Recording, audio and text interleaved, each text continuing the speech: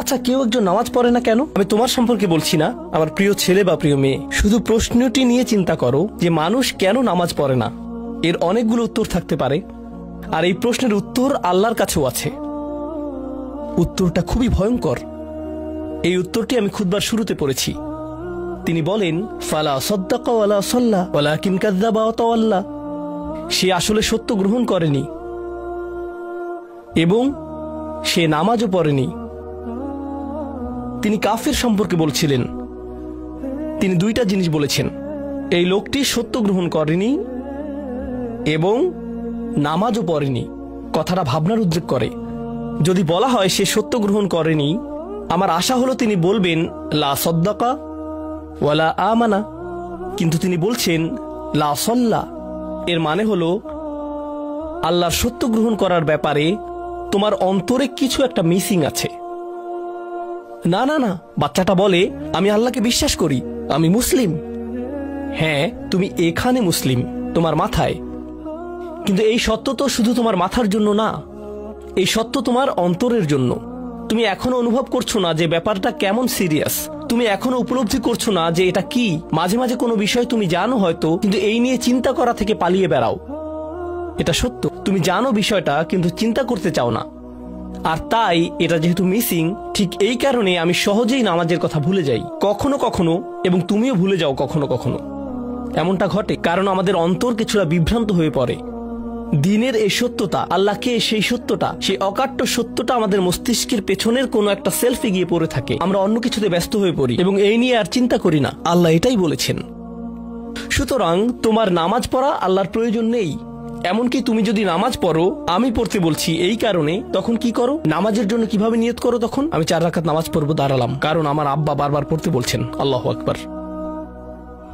নবী সাল্লাল্লাহু আলাইহি সাল্লাম আমাদের বলেছেন, নিয়ত সঠিক না হলে কাজের কোনো মূল্য থাকে না। ইন্নামাল আমালু বিন্নিয়াহ, ইন্নামাল আমালু বিন্নিয়াত। এমনকি যদি তুমি কাজটা করেও থাকো কিন্তু তোমার নিয়ত ছিল আমি শুধু তোমাকে বিরক্ত করি, এটাই তোমার নিয়ত, তখন এই নামাজ আমার যেমন কোনো উপকার করবে না, ঠিক তেমনি তোমারও কোনো উপকার করবে না। তোমার সত্যিকারের আন্তরিক নামাজ থেকে একমাত্র যে উপকৃত হবে সে হলো তুমি নিজে। এখন এটাই সেই প্রশ্নের উত্তর যে কেন একজন মানুষ নামাজ পড়ে না। আরো 2টা কথা তোমার সম্পর্কে বলতে চাই। তার মাঝে একটা হলো নামাজ পড়ার উদ্দেশ্য কি, কোন কারণে পড়ব। কারণ তুমি হয়তো ভাবছো নামাজ পড়ার উদ্দেশ্য হলো তুমি যেন জাহান্নামে না জ্বলো। নামাজ পড়ার উদ্দেশ্য হলো তুমি যদি নামাজ না পড়ো আল্লাহ তোমাকে ঘৃণা করবেন। নামাজ পড়ার উদ্দেশ্য হলো তুমি যদি নামাজ না পড়ো তুমি শাস্তি পাবে, অথবা তুমি আর মুসলিমই থাকবে না, ফেরেশতারা তোমাকে অভিশাপ দিবে। সমস্ত নেতিবাচক বিষয়। আল্লাহ ওই সমস্ত উদ্দেশ্যের কথা উল্লেখ করেননি। নেতিবাচক কিছু থেকে মুক্তি পাওয়া নামাজের মূল উদ্দেশ্য নয়। নামাজের মূল উদ্দেশ্য হলো ইতিবাচক কিছুর দিকে ছুটে চলা, এটাই নামাজের উদ্দেশ্য। এমন 2 ছাত্রের মধ্যে পার্থক্য জানো? একজন লেখাপড়া করে যেন সে ফেল না করে, আর অন্যজন লেখাপড়া করে কারণ সে ওই সাবজেক্টটা পড়তে ভালোবাসে। একজন ছাত্র পড়ালেখা করছে পজিটিভ কিছুর জন্য, আর অন্যজন পড়ালেখা করছে কারণ সে এমন কিছু থেকে বাঁচতে চাচ্ছে যা নেগেটিভ। একজন কর্মচারী তার চাকরিটাকে দারুণ ভালোবাসে, আর অন্য একজন কর্মচারী শুধু চায় সে যেন চাকরিটা না হারায়।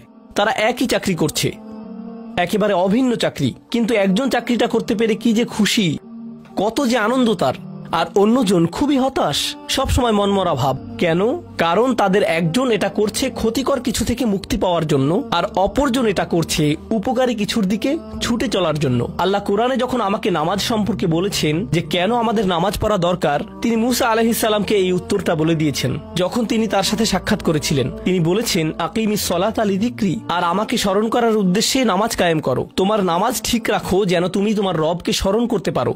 আমি তোমাকে ইতিমধ্যে বলেছি যে তোমার আমার সম্পর্কটা খুবই সীমিত, কিন্তু তোমার সাথে আল্লাহর সম্পর্কটা অনেক আগে থেকে শুরু হয়েছিল,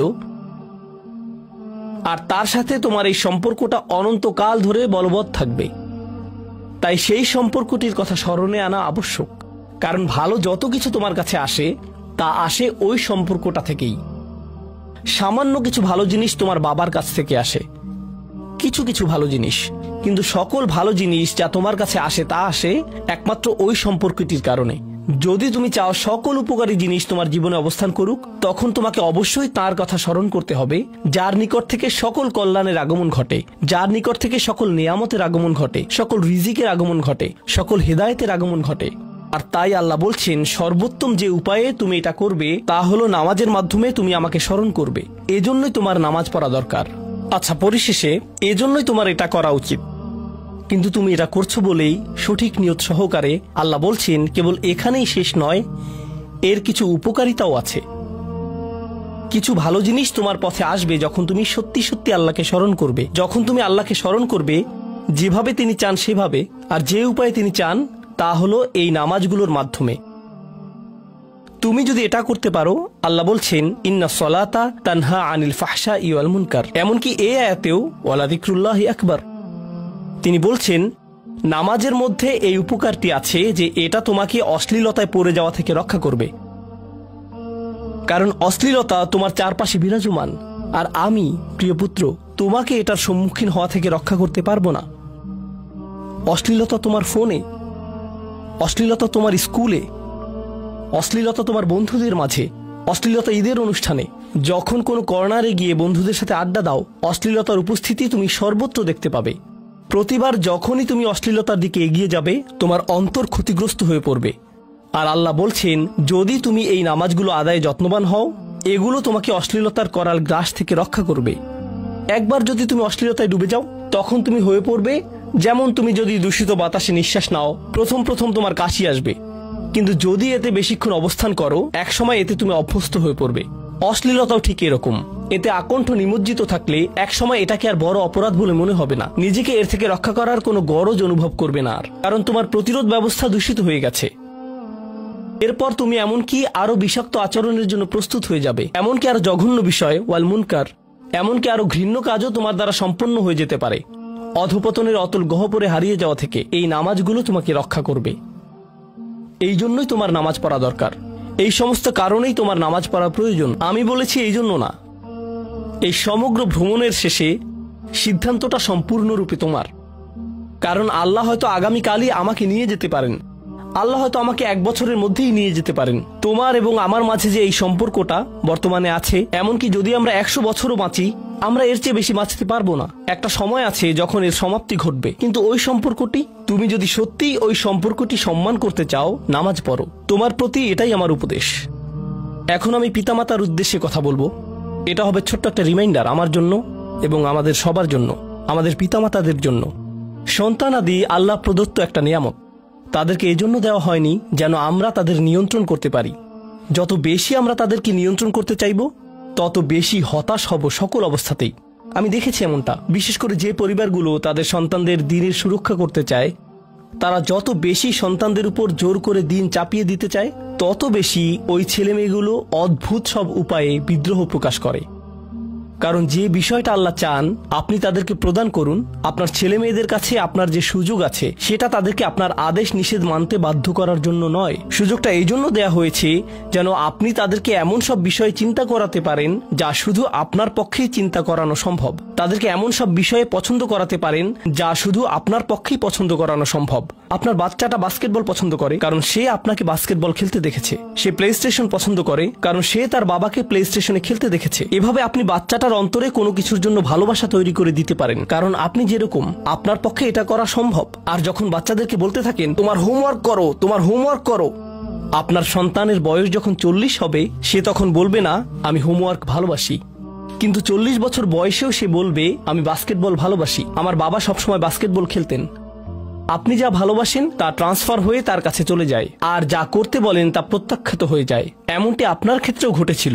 আপনার ছেলে মেয়েদের কথা ভুলে যান, আপনার নিজের বাস্তবতা ওইটাই। আপনার বাবার কিছু কিছু জিনিস যে আপনি এখনো পছন্দ করেন তা ভালোবাসার মাধ্যমে আপনার নিকট ট্রান্সফার হয়েছিল, আর আপনার বাবার ওই ব্যাপারগুলো আপনি অপছন্দ করতেন যা তিনি জোর করে আপনাকে গেলাতে চেয়েছিলেন। এখানে উপবিষ্ট প্রত্যেকের বাস্তবতা এটাই, শুধু সেগুলোই গ্রহণ করেছি যেগুলো ভালোবাসার মাধ্যমে হস্তান্তরিত হয়েছিল। ঠিক এই ইশারাটাই আমাদের পিতামাতাদেরকে দেয়া হয়েছে সূরাতুল ইসরার এই আয়াতে। রব্বির হামহুমা কামা রব্বায়ানি সগীরা। রব্বায়ানি মানে যখন তারবিয়া ব্যবহার করা হয় একটি চারা গাছ বড় করার জন্য, আপনাকে চারা গাছটির যত্ন নিতে হবে, এর সযত্নে প্রতিপালন করতে হবে। গাছটির প্রতি চিৎকার চেঁচামেচি করলে তো হবে না, তাড়াতাড়ি বড় হও, তাড়াতাড়ি লম্বা হও। আপনার একে সময় প্রদান করতে হবে। অনেক সময় পোকামাকড় এসে এর পাতাগুলো খেয়ে ফেলতে চাইবে, আপনাকে তখন পোকামাকড় সরিয়ে দিতে হবে। কখনো কখনো একটু কঠোর আচরণ করতে হবে, শুধু অতটুকুই যেন পোকামাকড়গুলো দূর হয়ে যায়। এরপর আবারও এতে পানি দিতে হবে। আমাদের বাচ্চাদের সাথে আমাদের উদাহরণটা ঠিক এমনই।